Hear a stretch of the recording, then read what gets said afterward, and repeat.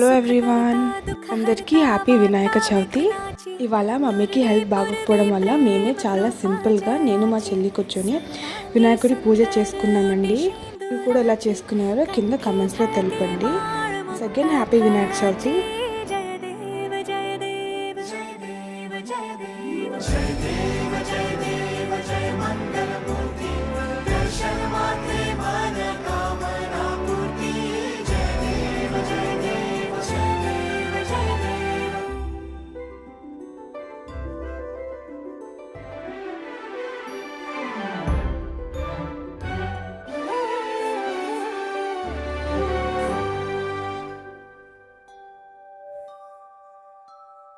रत्न खचित भरा तुझ गौरी कुमरा, चंदनाची ओटी कुमकुम केशरा, हिरे जळित मुकुट शोभा